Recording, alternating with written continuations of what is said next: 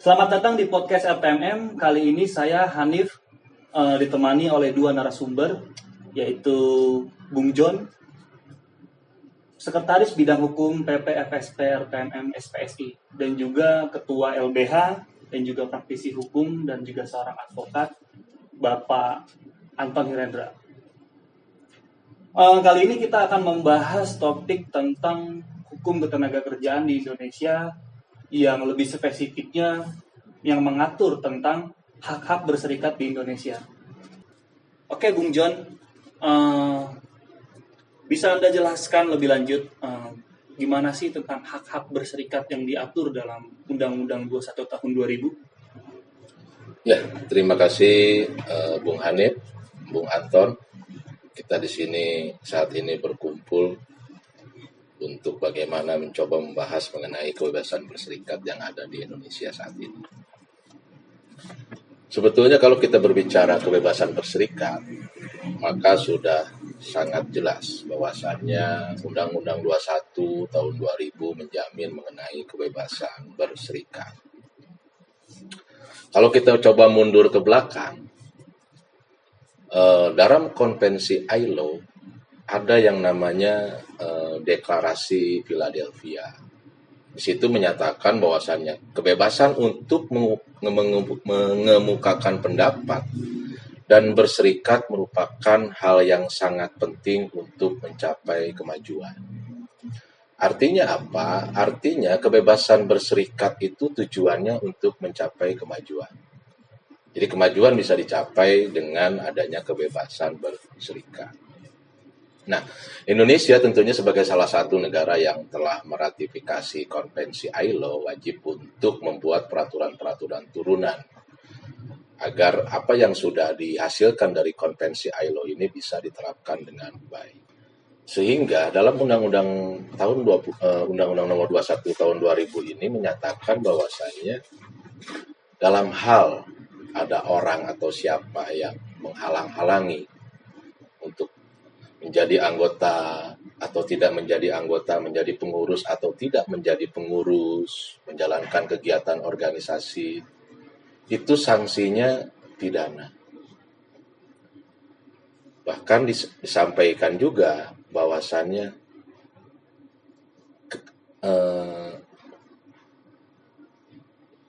perbuatan-perbuatan yang menghalangi kebebasan berserikat ini masuk ke dalam perbuatan tindak pidana kejahatan, bukan merupakan tindak pidana pelanggaran.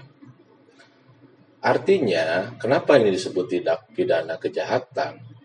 Setiap hal yang dilakukan usaha-usaha menghalang-halangi dalam kebebasan berserikat, ini dianggap mengganggu kehidupan bermasyarakat dan bernegara, sehingga sanksinya pidana. Kurang lebih seperti itu kalau kita bicara soal kebebasan berserikat. Dasar hukumnya sudah jelas seperti itu. Ya, berarti undang-undang ini memastikan bahwa pekerja tidak boleh diperlakukan tidak adil hanya karena mereka itu seorang anggota serikat pekerja ataupun pengurus serikat pekerja. Sekarang saya ingin masuk ke Bung Anton. Bung Anton, sebagai seorang praktisi hukum dan juga advokat yang saat ini menjabat sebagai Ketua LBH PPFSP RTMM SPSI, mengapa akhir-akhir ini banyak perusahaan-perusahaan itu melakukan apa yang disebut itu union busting, seperti menghalang-halangi seorang untuk melakukan kegiatan berserikat atau membentuk serikat? Ini banyak kejadian. Ini kenapa sih, Bang? Baik, terima kasih Bung Hanif. Bung John, izinkan saya menjawab pertanyaan Bung Hanif tadi. Pada prinsipnya, itu terjadi karena hubungan industrial Pancasila itu tidak berjalan baik di antara tiga komponen, yaitu baik pimpinan perusahaan, baik serikat pekerjanya, begitu juga dari pemerintah. Dalam hal ini adalah Sudinaker. Karena kalau tiga komponen itu terpenuhi dan dijalankan dengan baik, kemungkinan hal-hal yang Anda tanyakan tadi itu tidak terjadi. Di sini terjadi karena ada ego dari masing-masing komponen. Sehingga indikasi union busting itu bisa terjadi. Saya berikan contoh misalnya terkait diundangkannya Undang-Undang Cipta Kerja, khususnya klaster ketenagakerjaan. Dari situ terjadi gap atau perbedaan terkait dengan pesangon untuk pensiun. Ada gap kurang lebih sekitar 8 kali upah. Penyebabnya apa? Karena ada faktor pengali 15%-nya hilang. Faktor yang tadinya 2 kali menjadi 1,75. Betul. Nah, tinggal bagaimana hubungan industrial Pancasila tadi diwujudkan dalam rangka itu. Tidak egonya masing-masing. Pengusaha tidak memaksakan aturan itu, gitu kan. Di satu sisi, serikat pekerja itu juga tidak memaksakan keinginannya, sehingga ketemu tuh. Suka atau tidak suka, perusahaan adalah sawah ladang bagi pekerja yang harus dijaga. Tapi di sisi lain, pengusaha itu juga harus berpikir bahwa serikat pekerja, karyawan itu adalah mitra yang sejajar. Sehingga tidak boleh menang-menangan. Harus dicari win-win solusinya. Oke Pak, tadi sempat dikatakan juga oleh Bung Jod bahwa hukumnya bagi seseorang yang menghalang-halangi melakukan kegiatan berserikat atau melakukan tindakan union busting itu masuk kategori pidana. Betul. Nah, bisa tolong dijelaskan Pak lebih detail mengenai konsekuensi pidananya itu seperti apa sih Pak bagi seseorang yang melakukan union busting itu? Nah, menjawab pertanyaan Bung Hanif tadi, apa sih akibat hukum yang kalau terjadi union busting gitu kan? Jadi union busting itu yang pertama adalah bertentangan dengan pasal 24 ayat 1 Undang-Undang nomor 39 tahun 1999, yaitu tentang hak asasi manusia. Tidak main-main. Melanggar HAM berarti ya? Yes. Kalau boleh saya kutip, bunyi pasalnya adalah setiap orang berhak untuk berkumpul, berapat, dan berserikat yang diselenggarakan untuk maksud damai. Itu Undang-Undang HAM. Yang kedua adalah bertentangan dengan apa yang disampaikan Bung John tadi. Konvensi kebebasan berserikat dan perlindungan atas hak berorganisasi. Konvensi ILO nomor 87 tahun 1948. Dan yang ketiga, yang tidak kalah pentingnya adalah bertentangan dengan pasal 28 Undang-Undang 21 2000 tentang serikat pekerja atau serikat buruh. Kalau boleh saya kutip, siapapun dilarang menghalang-halangi atau memaksa pekerja atau buruh untuk membentuk atau tidak membentuk, menjadi pengurus atau tidak menjadi pengurus, menjadi anggota atau tidak menjadi anggota, dan atau menjalankan atau tidak menjalankan kegiatan serikat pekerja atau serikat buruh dengan cara. Jadi pengusaha tidak boleh tuh melakukan pemutusan hubungan kerja, memberhentikan sementara, skorsing, itu nggak boleh. Karena terindikasi kuat kalau lakukan itu union busting. Yang berikutnya adalah menurunkan jabatan atau melakukan mutasi. Poin B-nya adalah tidak membayar atau mengurangi upah pekerja. Poin C, melakukan intimidasi dalam bentuk apapun. Dan yang D adalah melakukan kampanye anti pembentukan serikat pekerja atau serikat buruh. Berikutnya adalah bertentangan dengan pasal 43 Undang-Undang 21 tahun 2000 tentang serikat pekerja atau serikat buruh. Seperti yang disampaikan Bung John tadi, saya tidak akan mengulang bahwa ini adalah pelanggaran yang bersifat pidana, pelanggaran pidana, dan pidananya bukan main-main, pidana kejahatan, bukan pidana pelanggaran, bukan. Jadi union busting itu adalah pelanggaran pidana kejahatan, masuk kategorinya. Sehingga kami sangat yakin dan percaya 3 komponen itu akan seiring sejalan untuk union busting itu tidak terjadi. Oke, berarti cukup jelas ya kalau melakukan tindakan union busting itu masuknya kategori melanggar HAM dan juga tindak pidana kejahatan. Betul. Nah, saya mau masuk ke Bung John. Bung John, pernah nggak sih ada contoh kasus terkait union busting yang Bung John tahu atau yang pernah Bung John selesaikan gitu, maksudnya Bung John atasi gitu. Ya, terkait union busting ini memang menurut saya hal yang sudah jelas diatur di dalam undang-undang, sering kita sebutkan. Pelaporannya banyak nggak? Pelaporannya banyak. Setiap tahun kalau kita lihat data pasti ada ratusan pelaporan terkait soal union busting. Tapi memang pada praktiknya untuk membuktikan ini terjadinya union busting, praktiknya memang nggak semudah itu. Karena memang tatanan hukumnya kalau kita berbicara melaporkan satu tindak pidana kejahatan, maka harus ada bukti-bukti yang kuat. Kekurangannya di kita adalah terkadang buktinya tidak kuat. Tapi apakah ada kasus union busting yang sampai ke pengadilan? Ada. Bahkan dari yang pernah saya baca terakhir itu tahun 2020 di Tangerang, itu ada pengusaha yang dipidana 2 tahun penjara, kemudian disuruh membayar denda, putusan pengadilan Tangerangnya 150 juta. Artinya apa? Artinya sebetulnya union busting ini ada yang sudah dibuktikan sampai ke pengadilan. Nah, kebanyakan kasusnya adalah saat pengurus akan melakukan kegiatan-kegiatan berserikat terkait hak mereka untuk terkait dengan kewajiban daripada pengurus serikat pekerja untuk membela, melindungi, memperjuangkan, meningkatkan kesejahteraan pekerja ini. Terkadang pengusaha ini menganggap bahwa ini membahayakan keberlangsungan pekerja. Padahal pengurus serikat pekerja melakukan itu untuk melaksanakan kewajiban yang diatur di dalam undang-undang. Atau saat mau membentuk serikat baru,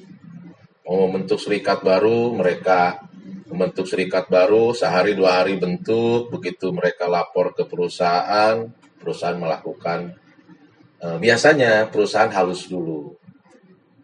Udah buat apa sih bentuk serikat pekerja dan lain sebagainya. Sampai yang ekstrim itu mereka melakukan PHK. Oh iya. Nah, jika itu terjadi, maka sebetulnya ada langkah-langkah yang sudah diatur oleh undang-undang terhadap kita, pengurus serikat pekerja yang menjalankan kewajiban, melaksanakan hak, melaksanakan fungsi yang diatur oleh undang-undang. Kemudian kita mengalami yang namanya tekanan, intimidasi, kita bahkan tadi sampai kita di PHK, maka itu ada langkah-langkah hukum yang bisa dilakukan. Nah, mungkin untuk langkah-langkah hukum lebih detail itu bisa Bung Anton dari LBH memaparkan bagaimana sih secara konkret langkah-langkah hukum yang harus dilakukan. Baik, makasih Bung John, Bung Hanik. Jadi gini, langkah-langkah hukum apabila terindikasi kuat salah satu pengurus itu ada indikasi union busting misalnya, diperlakukan kategori union busting. Langkah yang pertama adalah pastikan dokumentasinya harus lengkap. Jadi buat kronologisnya beserta dokumen-dokumen pendukungnya. Kenapa itu harus dilakukan? Karena union busting itu bukan katanya, nggak boleh dengan asumsi. Karena ini tindak pidana kejahatan, makanya harus dengan bukti yang kuat. Itu langkah pertama yang harus dilakukan. Yang kedua adalah tetap kita mengedepankan musyawarah mufakat dulu. Hubungan industrial Pancasila harus kita junjung tinggi. Jadi ajak bipartit, ajak berdiskusi sebagai anak dan orang tua. Ini kan antara pimpinan perusahaan dengan serikat pekerja yang sejajar. Sampaikan. Karena Indonesia mengedepankan musyawarah mufakat. Kalau proses itu sudah dilalui, ternyata dari pimpinan perusahaan tetap menjalankan yang dia lakukan, ya nggak apa-apa juga. Karena itu haknya pengusaha. Gitu. Tinggal kita memastikan langkah hukum berikutnya. Langkah hukum berikutnya adalah yang pertama, segera konsultasikan dengan perangkat yang lebih tinggi. Kalau itu levelnya PUK, segera konsultasikan ke level PC, level PD. Jika perlu, minta bantuan kepada pimpinan pusat.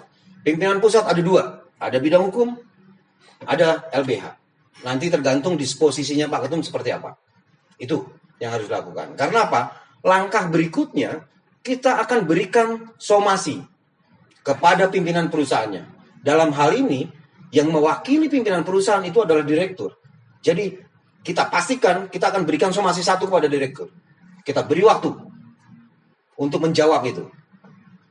Somasi kedua, kalau memang belum ada itikat baik, pada saat kita berikan somasi 1.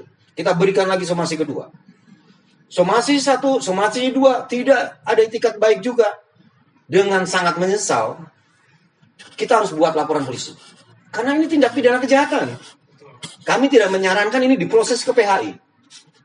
Kenapa? Ini tindak pidana kejahatan. Laporkan ke kepolisian. Langsung ke polisi aja Pak ya? Betul. Buat LP. Laporkan ke kepolisian. Lampirkan bukti-bukti dan dokumen-dokumen yang diperlukan. Seperti itu Bung Hanif. Sehingga proses pidananya berjalan. Oke, mungkin saya menambahkan apa yang sudah dijelaskan oleh Bung Anton sangat gamblang tadi. Saya coba sebutkan pasal dalam Undang-Undang 21 2000 terkait tadi. Bagaimana sih pengawasan terhadap hak-hak berserikat. Pasal 40 Undang-Undang 21 tahun 2000 menyatakan untuk menjamin hak pekerja atau buruh berorganisasi dan hak serikat pekerja buruh melaksanakan kegiatannya, pegawai pengawas ketenaga kerjaan melakukan pengawasan sesuai dengan peraturan perundang-undangan yang berlaku. Artinya, selain daripada kita bisa melaporkan ke kepolisian, kita bisa langsung melaporkan kepada pengawas. Jadi tidak perlu menempuh mekanisme undang-undang PPHI. Bisa langsung dilaporkan ke pengawas. Ini sudah sangat jelas, sudah sangat terang bunyinya bahwasannya hal tersebut memang betul-betul diawasi oleh pemerintah. Oke. Berarti kita juga bisa menempuh 2 sekaligus ya? Boleh paralel bisa. Paralel ke Disnaker sama kepolisian gitu kan.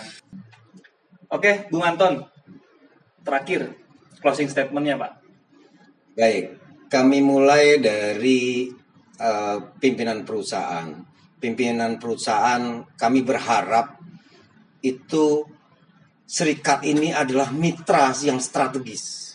Yang bisa menghebatkan, bisa membuat perusahaan ini besar. Jadi harus dirangkul, bukan didiskriminasi.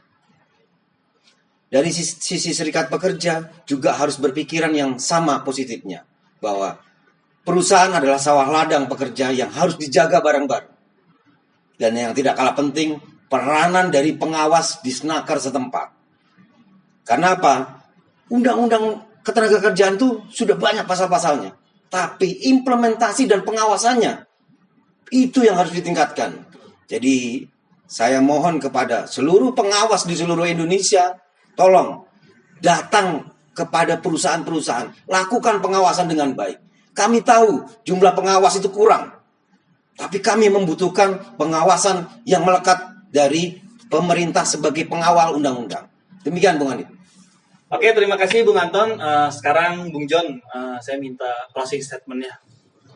Ya, terima kasih Bung Hanif. Tadi kita sudah mendengarkan closing statement dari Bung Anton, Ketua LBH RTMM. Mungkin kalau dari saya bidang hukum PP FSP RTMM adalah kepada seluruh anggota FSP RTMM SPSI dimanapun teman-teman berada, jangan pernah takut, jangan pernah ragu dalam menjalankan tugas dan fungsi teman-teman sebagai pengurus serikat pekerja, bahwa melakukan tugas dan fungsi sebagai pengurus serikat pekerja dilindungi oleh negara.